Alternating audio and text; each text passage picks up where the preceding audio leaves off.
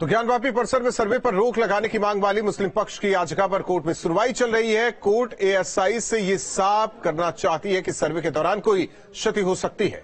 Court इस मामले में एएसआई से उस मेथड को जानना चाहती है जिसके जरिए एएसआई सर्वे कर रही है। इस रिपोर्ट में आपको दिखाएंगे कि ज्ञानवापी केस में अब तक क्या क्या हुआ।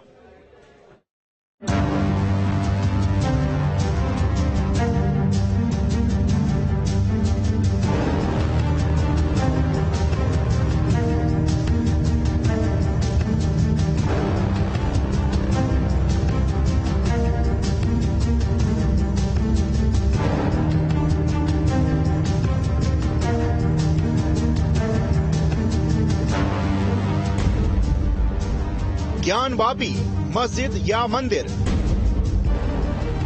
350 साल का भ्रम होगा खत्म। क्या ज्ञानवापी में सब कुछ बदल गया? ज्ञानवापी में मस्जिद या फिर मंदिर, इसके रहस्य से पर्दा उठने ही वाला है। ज्ञानवापी मस्जिद क्या मंदिर को तोड़कर बनाई गई थी? हिंदू पक्ष का ऐसा ही दावा है। सबूत और दस्तावेज इस मंदिर के पीछे की यही कहानी कहते हैं।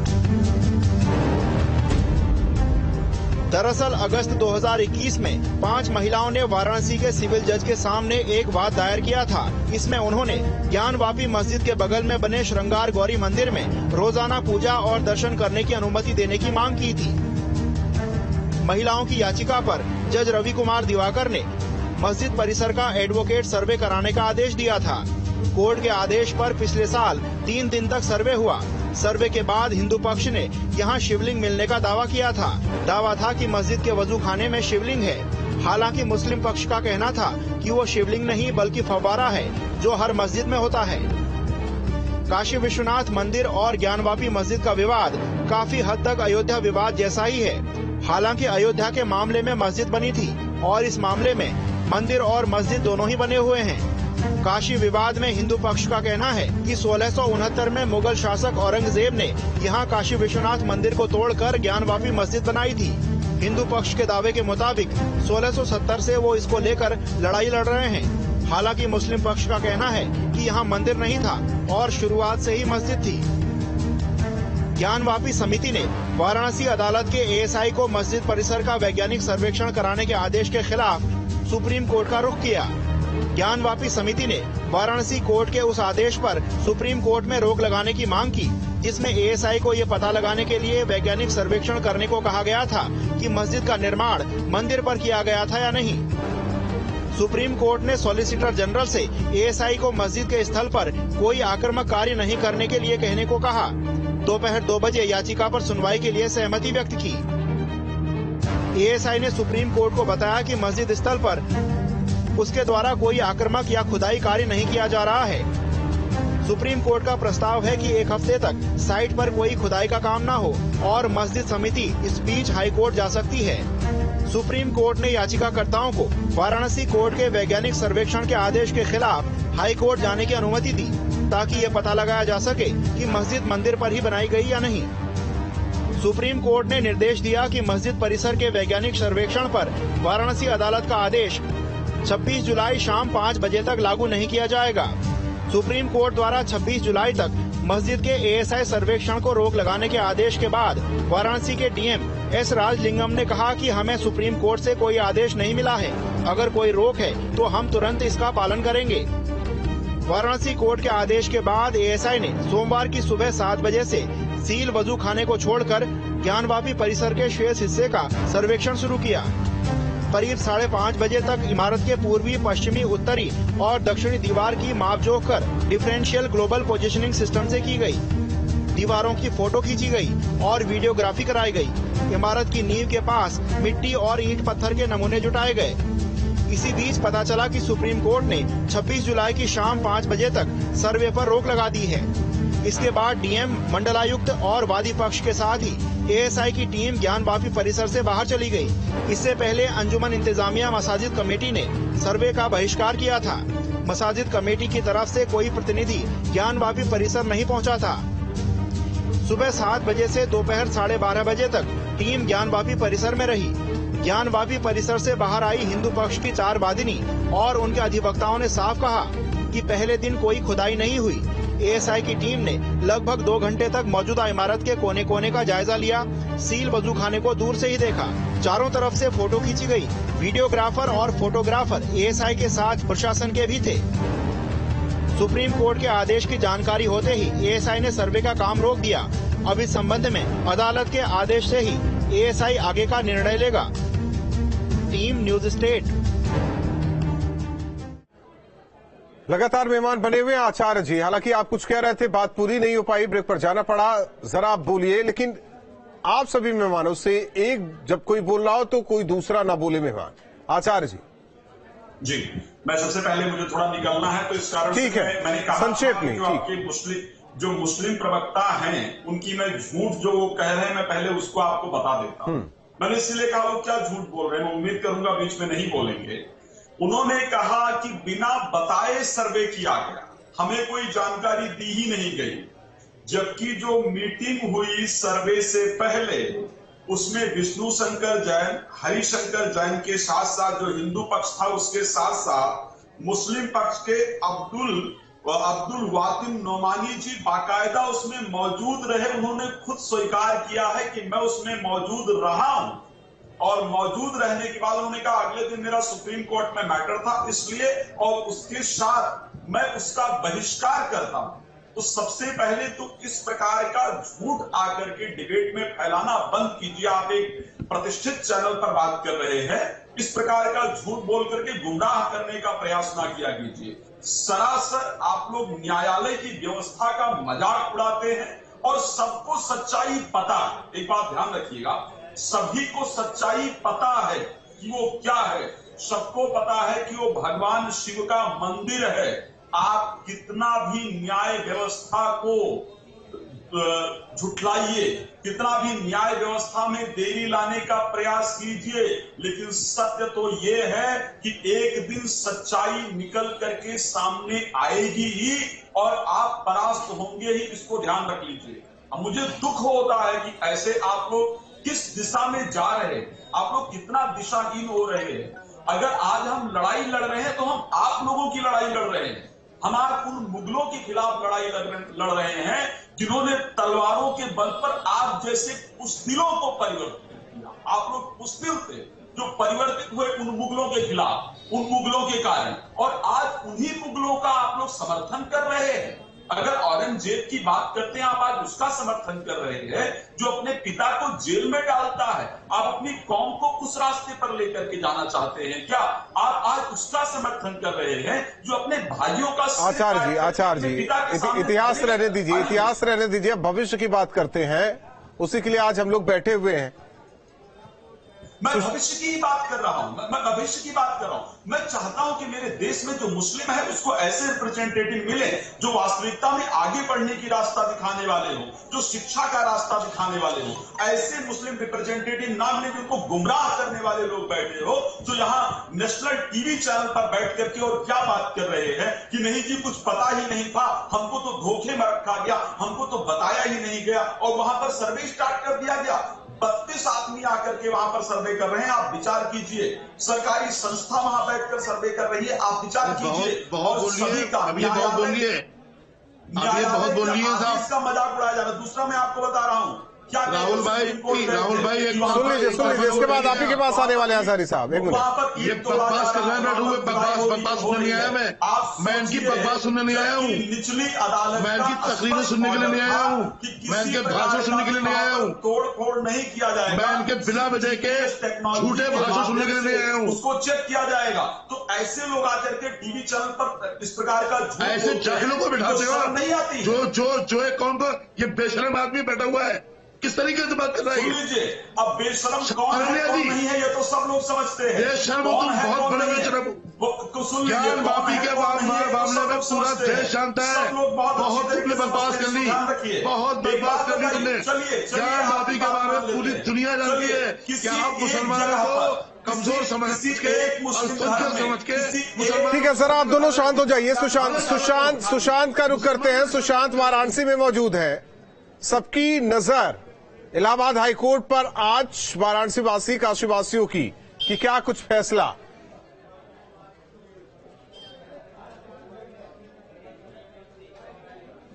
देखिए, आज वाराणसी में जो ज्ञानवापी के पैरोकार हैं वो लगातार इसी बात पर टटके लगाए हुए हैं कि फैसला क्या आता है। हमारे साथ हिंदू पक्ष के पैरोकार मौजूद हैं, वो लगातार सुबह से टेलीविजन सेट पर चिपके हुए हैं, यही सोच रहे हैं कि कब फैसला आएगा। क्या लगता है, फैसला जो है किसी भी वक्त आ सकता है? आप लोगों के मन में क्या चल रहा है?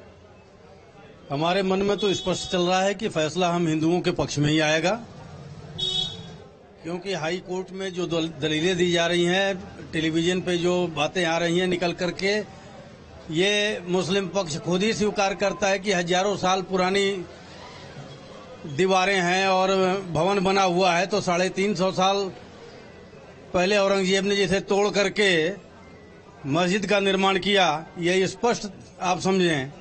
तो इसलिए मंदिर जो है भोलेनाथ का ही मंदिर। क्यों लगता है कि हिंदू पक्ष के पक्ष में फैसला आएगा? क्या कारण है, क्यों आप लोग ऐसा सोच रहे हैं?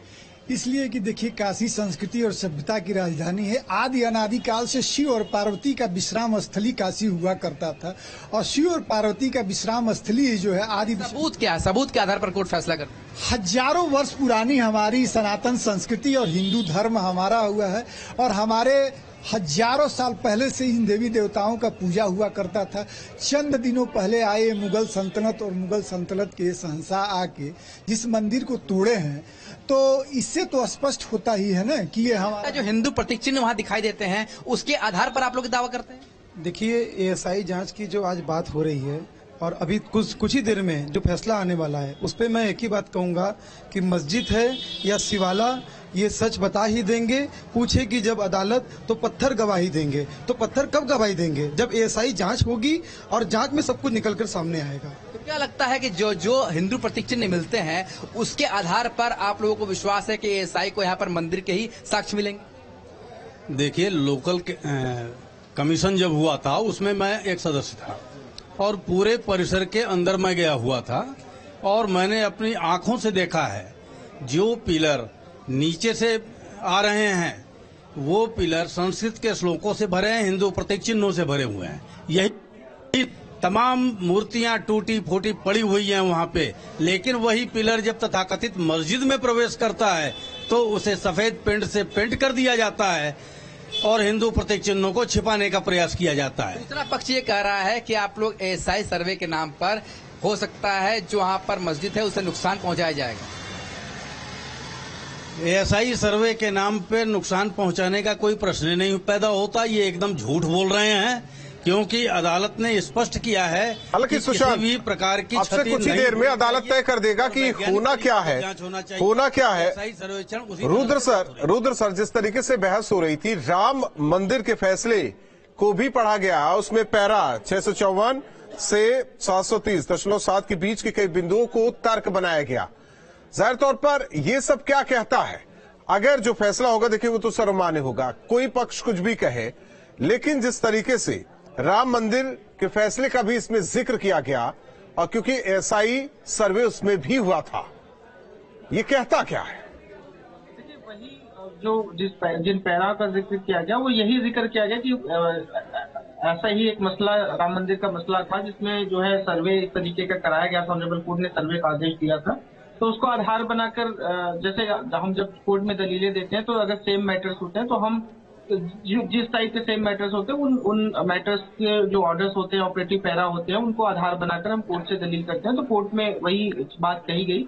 हालांकि मुझे लगता है कि अभी तक की बातों पर कोर्ट कन्विंस्ड है, और सिर्फ एक बात पे जो कोर्ट चाहता है, एक एक्सपर्ट ओपिनियन चाहता है कि आखिर जो हम सर्वे करेंगे, एएसआई की टीम सर्वे करेगी, वो उसका क्या टेक्निक्स होंगी, क्या आधार होंगे, बिल्डिंग को कोई क्षति तो नहीं पहुंचेगी, तथाकथित जो मस्जिद है उसको कोई क्षति तो नहीं पहुंचेगी। इस तरीके का जो मुस्लिम पक्ष का जो अप्रहेंशन है, मुस्लिम पक्ष ने जो कोर्ट में अप्रहेंशन अपना व्यक्त किया कि नहीं, हमको ऐसा अप्रहेंशन, हमको ऐसा डर है, हमको ऐसा डाउट है कि क्षति पहुंचेगी हमारी जो मस्जिद है, तो उनके क्लेरिफिकेशन के लिए ऑनरेबल कोर्ट ने एक क्लेरिफिकेशन मांगा। मुझे लगता है 4:30 बजे का समय था, सुनवाई शुरू भी हो गई होगी, और ये बात तो तय है कि 5 बजे से पहले ये इस मैटर को कंक्लूड कर लिया जाएगा और एक ऑर्डर जो है ऑनरेबल हाई कोर्ट द्वारा पास किया जाएगा। अजहरी साहब, देखिए, सर्वे का अगर फैसला आता है, मंजूर होगा आप लोगों को? कि आप एक तरफा डिबेट क्यों आप कर रहे हैं? मैं पूछ रहा हूं सर, अब वो बंदा दूसरा पक्ष हमें बुजदिली का आरोप लगा करके भाग गया। दूसरा मैं आप छोड़ दीजिए ना, आप क्यों इतना ये सब इतना तनाव न लीजिए सर, ठीक नहीं है। तनाव न लीजिए। तेल लगा रहे थे उनके बाप दादा तेल लगा रहे थे क्या? तनाव न लीजिए सर, प्रयोग कर रहे हैं। तनाव न लीजिए, इतना तनाव नहीं लेते सर। सवाल सुनिए, सर्वे का फैसला अगर आता है तो स्वीकार होगा आप लोगों को? अरे न्यायालय की बात को क्यों नहीं मानेंगे भाई? सर्वे का फैसला आएगा, अगर हमारी समझ में नहीं आएगा तो उसके आगे अदालत है, हम आगे जाएंगे साहब। तो जाएंगे तो अदालत में किसी मदरसे में थोड़ी जा रहे हैं भाई। मतलब इस पर परेशानी क्यों है? जल्दबाजी क्यों है साहब? मैं आपसे सवाल कर रहा हूं। मैं ये बात आपसे भी कर रहा हूं कि इस पर जल्दबाजी पर भी आप सवाल उठाइए। आखिर इसका जवाब जो आपका सवाल है रुद्र जी जवाब दे देंगे। रुद्र जी कुछ कहना चाह रहे हैं आपके इस सवाल पर? देखिए जो मंदिर था वो 18 अप्रैल 1669 को तोड़ा गया, उसमें मस्जिद बनाया गया। 300-350 साल तो ये हो गए। इसके बाद कोई सबूत नहीं है। अरे मंदिर तोड़ा गया, कोई सबूत नहीं है। आपकी मंदिर तोड़ा गया, कोई सबूत नहीं है इसके। अच्छा रुकिए, आपकी जो औरंगजेब की जीवनी पर एक किताब है मसीने आलमगीरी, आप वो पढ़ लीजिएगा, उसमें सबूत मिल जाएगा। हजारी साहब हजारी साहब ने पढ़ा है क्या? जो किताबें नागपुर में छपी है, किसने लिखी? जो किताबें नागपुर में छपी है वो किताबें आप लोग दिखाते हैं। भैया मसीने आलमगीर कभी नहीं हो सकता। अरे औरंगजेब आलमगीर अगर भाई सुन लीजिए मेरी बात। अगर औरंगजेब आलमगीर मंदिर तोड़ने पर आता वो शख्स, तो वो कोई कमजोर हाकिम नहीं था। वो 49 ईयर्स इस मुल्क में हाकिम रहा है। जो इस देश में एक भी मंदिर नहीं होता। मैं ये बात कभी मानने को तैयार नहीं हूँ कि औरंगजेब आलमगीर जैसा बादशाह और वो मंदिर तोड़ करके बहुत अच्छा आदमी था हमारे हजारी साहब के मुताबिक बहुत अच्छा आदमी था। औरंगजेब बहुत बढ़िया आदमी था। किसी की इबादत गाह को तोड़कर उस पर अपनी इबादत गाह बनाना बिल्कुल जायज नहीं है। तो छोड़ दीजिए फिर। हिंदू पक्ष तो यही कह रहा है, कभी नहीं कर सकता। हिंदू पक्ष यही कह रहे हैं। हिंदू पक्ष तो सरकार और पावर का फायदा उठा करके हमें ठीक है, एक अपडेट ले लेते हैं। एक अपडेट अविनाश कोई अपडेट आया? एसआई अधिकारी पहुंचे, सुनवाई शुरू हुई क्या? देखिए राहुल, दोनों पक्षों के जो लॉयर हैं वो कोर्ट के अंदर पहुंच चुके हैं और ऐसी जानकारी सामने आ रही है कि 5 से 10 मिनट के अंदर कोर्ट के अंदर इस पूरे मामले को लेकर सुनवाई शुरू हो जाएगी। देखिए कोर्ट को भी देखा जाए तो जल्दी इस वजह से है क्योंकि सिर्फ कुछ ही मिनट का समय बचा है। सुप्रीम कोर्ट ने जो मियाद तय की थी 5 बजे, वो मियाद खत्म हो रही है। यानी कि सर्वे पर सिर्फ आज शाम 5 बजे तक ही रोक लगाई गई है। यानी कि अगर हाईकोर्ट की तरफ से कोई फैसला इस पूरे मामले में नहीं सुनाया जाता है तो जो सुप्रीम कोर्ट का आदेश है कहीं ना कहीं वो आदेश खत्म हो जाएगा और जो सर्वे का रास्ता है वो खुल जाएगा। तो हाई कोर्ट के सामने ये मजबूरी है कि शाम 5 बजे से पहले सर्वे को लेकर ये आदेश यहां पर जारी करना पड़ेगा, आदेश सुनाना पड़ेगा। या तो स्टे को आगे कंटिन्यू करना पड़ेगा या फिर जो सर्वे पर स्टे लगा हुआ है उस स्टे को हटाना पड़ेगा। तो सबकी नजर इस बात पर टिकी है। हालांकि देखिए दोनों पक्षों के लोग पहुंच चुके हैं, यानी कि दोनों पक्षों के जो लॉयर हैं वो पहुंच चुके हैं और साथ ही में चूंकि ऐसी जानकारी आ रही है कि कुछ ही मिनट में जो एसआई एक्सपर्ट है वो भी अंदर पहुंचने वाले हैं और जैसे ही एसआई एक्सपर्ट पहुंचेंगे उसके बाद कोर्ट की जो प्रोसीडिंग है वो शुरू हो जाएगी। देखिए निश्चित तौर पर चूंकि देखा जाए तो एक बहुत गंभीर मामला है, बहुत बड़ा मामला है। और देखिए बार बार अगर हम मुस्लिम पक्ष की बात करें तो दरअसल सुबह से लेकर अभी तक यानी कि 1 बजे तक जो सुनवाई चली उस दौरान मुस्लिम पक्ष की तरफ से सबसे ज्यादा इसी बात पर जोर दिया गया कि अगर वहां पर सर्वे किया जाता है तो मस्जिद की दीवारों को, मूल ढांचे को नुकसान पहुंच सकता है। लेकिन सामने का जो पक्ष है यानी कि जो हिंदू पक्ष है वो अपनी बात पर अड़ा रहा और मजबूरन कोर्ट को एसआई एक्सपर्ट को बुलाना पड़ा। चूंकि मुस्लिम पक्ष ये भी बोल रहा था कि अगर वहां नुकसान होता है तो फिर उसकी गारंटी कौन लेगा। जाहिर सी बात है कि जो बनारस जिला प्रशासन जिसकी देखरेख में वहां पर सर्वे का काम हो रहा है और जो एक्सपर्ट एजेंसी है यानी कि एसआई, उसके ऊपर जिम्मेदारी जाएगी। तो कोर्ट सबके सामने हो सकता है कि अगर कुछ चीजें, नई चीजें इसमें निकलकर सामने आती है तो जो जिला प्रशासन बनारस है उसको भी हाईकोर्ट की तरफ से आदेशित किया जा सकता है, डायरेक्ट किया जा सकता है। और एएसआई, चूंकि एएसआई वो पूरी तकनीक, एएसआई के जो एक्सपर्ट होंगे वो पूरी तकनीक यहाँ पर कोर्ट के सामने रखने वाले हैं कि अगर सर्वे होता है वहां पर, अगर कोर्ट सर्वे का आदेश जारी करता है तो सर्वे का तरीका क्या होगा, किस तरीके से सर्वे कराया जाएगा, तकनीक क्या होगी। ठीक, अजहरी साहब को इसी बात का डर है। अजहरी साहब, आपके मुताबिक मस्जिद है और नींव इतनी कमजोर है, नींव कमजोर होने की क्या बात है इसमें? नींव तो कमजोर भाई, पुरानी मस्जिद है तो बुनियाद तो कमजोर होगी ही। अब तामीर नौ की जरूरत होगी उसको, और लेकिन तामीर नौ आप लोग कराने नहीं देंगे। अब कोर्ट क्या आदेश दे रहा है? मैं कौन सा सरकार हूं, मैं कौन सा प्रशासन हूं? नहीं, आप भी सरकार है साहब, आप ही सरकार है, आप ही से सरकार है। मीडिया खाता ना भाई, जो अजहरी साहब कहे वही सही।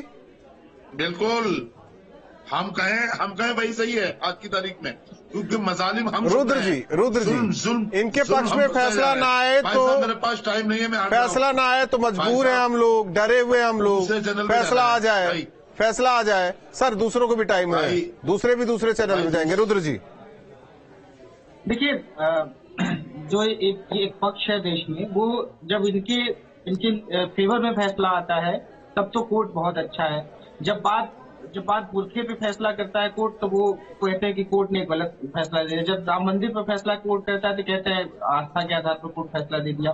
ये संविधान को भी अपनी तरीके से परिभाषित करते हैं। एक बात और मैं कह रहा था, उन्होंने बात मेरी अधूरी रोक दी कि जल्दबाजी इसलिए है क्योंकि जल्दबाजी, मैं तो कहता हूँ जल्दबाजी नहीं है। 1993 से जहाँ पे रेगुलर पूजा हो रही थी, आज 1993 से लेके देखिए लगभग 30 साल हो गए, और 30 साल तक पूजा उस स्थल पे नहीं हो रही, सिर्फ साल भर में एक बार के लिए पूजा खोला जाता, जबकि 1993 तक रेगुलर वहां पूजा होती थी।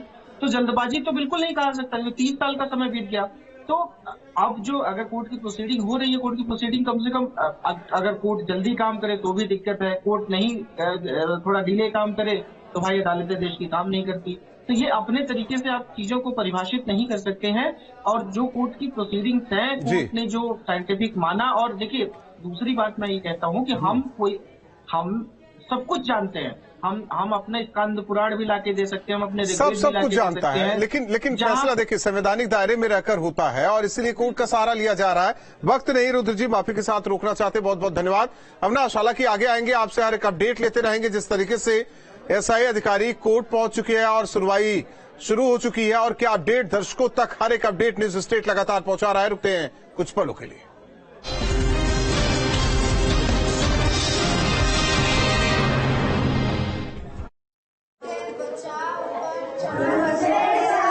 नमस्ते।